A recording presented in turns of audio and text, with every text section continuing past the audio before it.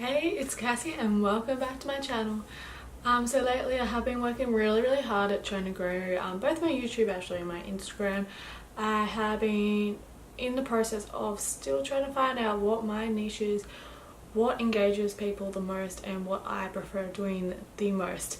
And I still don't know. So over the course of the next few weeks I'm going to be posting various videos just to kind of find out, like I said, what engages my audience the most and what I prefer to do the most. So stay tuned for that. And what would be very helpful in this time is if any of this content at all helps you, if you like it, please comment it down below so I know what is working and what's not working.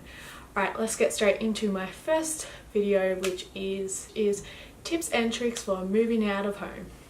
So tip number one is saving. Yes, that seems very obvious, but I thought I would share with you some of my tips and tricks of saving. When I was much younger, I would always cherish any money that was given to me from, say, birthday or Christmas presents, and I would always save that money. So I have had that mindset, like I said, since I was much younger, which has made it so much easier now that I'm older and saving. So something that I really advise people to do, I've literally done this since I was 14 years old, getting my first paycheck. Even though it was a very small paycheck, I have always stuck to this golden rule of mine, which is I always put 60 to 80% of that paycheck into a savings account that I cannot touch, and therefore that account does get a lot more interest. So by doing this, no matter what your salary is, no matter what your paycheck is like, you will always see benefit from your savings account. And your card account, what I like to call that account, is fun money basically. So with that money you can do whatever you like to do with it, because you've done the right thing, you've put that other money into the savings account, so that is your money to spend on whatever you like. Whether you like to go out once or twice a week and have a drinking night, whether you're a shopaholic, or what I did with that money was every fortnight, that money actually was traveling money. So every fortnight we flew interstate, we went on a big road trip, anything like that, and we got experiences out of that. So that just proves how quickly that savings account can actually grow. And I think there was a stage that I was also doing that on a casual wage. So it is very easy to save your money if you are doing that. Like I said, whether it is a small amount of money, whether you're putting maybe $80 a week because you only get $100 a week, or whether you're putting $1,000 in a week because you get maybe $1,400 or something a fortnight, it definitely skyrockets from there, and you will see big results, especially when you get older and you are looking to move out. You will feel very glad that you did that starting from a very young age. Moving tip number two is to move out with someone else. You may be very lucky and have a significant other or best friend or a group of friends. If you move out with someone else, that is going to cut the cost of living for yourself in half, if not even more. So definitely recommend to do so. I do know so many people who are moved out very far away from the city in possibly a not so good home, very old looking home, and they're spending about $400, which is a lot. But if you find someone else with that exact same circumstance and you join that together, clearly that's $800. You can live wherever you want to, and you don't even have to spend obviously $800. There is so much more over that other price mark. You can live wherever you want, you can have as modern as you want. It definitely opens up the range a whole lot more, and that will cut the cost of living in half, depending on what your desired budget is. That brings me to tip number three, which is building a budget chart. Basically, before you go and look at different houses, different price ranges, etc, set yourself a budget chart. So in that Excel spreadsheet, what I started with was all the expenses I know that I paid living at home already, so phone bills, car expenses, maybe there's membership expenses, anything that you spend living at home, add that straight into your chart. Then what I did from there was I googled to see what the average bills were in Melbourne, Australia at the time, for maybe electricity, gas, water, all that, to get a rough estimate. I will say though, it was very hard to find these rough guesses, so I may make another video with my rough bills for someone else who was trying to look for the rough estimate in Melbourne. But another thing that I did do to get these rough estimates was I lived in a family of 4 in a big house, and what I did was I halved all the bills, and that way I knew, because that was a house and I was living in an apartment, that I was overestimating all the bills, like well overestimating, and that definitely helped in the long run to overestimate, because then there is so much more money that we are saving in our account now because we overestimated that. So once you have all of your budget chart, what you need to do is combine that budget chart with whoever else you are moving out with, find out what your expenses are and then your expenses are together, and then combine your salaries and minus that budget, and then you get to see what you can max spend in either in a mortgage a week or renting a week. So that truly helps, and then you can go on Domain, go on realestate.com, and you can search up whatever you want in your location, knowing your price range. Tip number 4 is being open-minded.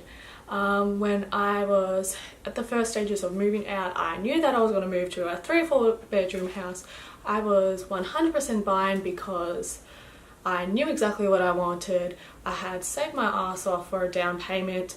And to me, renting was dead money, but because of my process of trying to get into the market took about 4 to 5 years, that definitely opened my mind to realize a lot of other things. My mindset has completely obviously changed since then. I am clearly not in a house and living in a high-rise apartment, which was never considered back then. But then obviously in that 3 to 4 year range, I was doing a lot more research. I was always reading news articles about the market and all that, and clearly at that time I realized that buying an apartment, when I decided I wanted an apartment, was in the Melbourne market, that was certainly not what you do in that stage. When the market was skyrocketing, it was just not the smart decision to do at that stage. So depending on where you live, what the financial stage is in your country, whichever, you do have to be open-minded. And in saying that, I went to a lot of open inspections of places I thought I never would have lived in and all that, so it definitely opened my mind to a lot of different things. So yeah. Tip number 5, knowing what you're in for. If I was to give myself any advice from back when I was a teenager, it would be to make the most out of living at home and bloody do some responsibilities, because I am very lucky now that I actually rarely found someone who loves to cook and is a clean freak. But I know for a fact the first few months, if my situation had been a bit different, if I was with someone else, all those responsibilities would have been my responsibilities and I wouldn't have known how to do them. So I actually really wish I didn't take living at home for granted, and I did chip in a little bit more so I knew what to do when moving out. But like I said, I am very lucky. Anyone who is still living at home, just chip in a little bit. Like I said, it is boring, it sucks, but when you move out, it will make your life so much easier. And then part 2 of knowing what you are in for is, if you are moving out with someone else, I highly suggest to take this advice that I was always given, and I kind of was like, pretty much people say you don't really know someone until you live with them. I was always like, yeah, but I've known Hamish for this long, I've been with him for this long, I know him, blah blah. But really I've learned the most about him since I have moved out, so really that advice was quite helpful advice. But my suggestions in that would be to take a few long extended holidays with that significant other, so you can really get to know them, experimenting by living at each other's house and seeing each other more often, because once you moved out you will be seeing that person every single day, or hopefully the rest of your life. But that, and what Hamish and I got a lot of opportunities for, was house sitting. So house sitting for family or friends, or you can go on websites and find lots of house sitting jobs out there, and some of them actually do pay, which is a benefit in everything I'm saying again. That way you can at least adult together whether it will or will not work before locking into a contract. And moving on to my final tip, tip number 6 for this video, will be building a glory box before you move out. So Hamish and I, for the last 3 to 4 years before moving out, every Christmas and birthday we were asking for glory box type presents, like things like towels, cutlery, blankets, pillows, all that.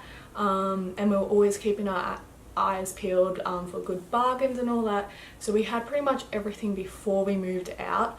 The only things we didn't have was the major furniture because we weren't so sure what size place we were going to get, whether we wanted a certain style of furniture, like a apartment style, or whether we were going to fill a whole 3-bedroom, 4-bedroom house. So that was last minute, but we were very aware of prices of everything, which made it so much easier the week we were moving. But had we have bought every single thing for a house that last week, month building up to moving out, our bank accounts would have hated us. So I definitely suggest it, getting all that stuff much earlier on if you are planning to move out in the next few years. Well, I hope somewhat of these tips did help, and thank you so much if you have made it this far in this video. Like I said below, I am still trying to figure out what this channel is for, what I want to do on it, so please do comment down below if this helped, if you have any advice for me, if you have maybe advice for others of moving out. But yeah, stay tuned for my next video and I will see you soon.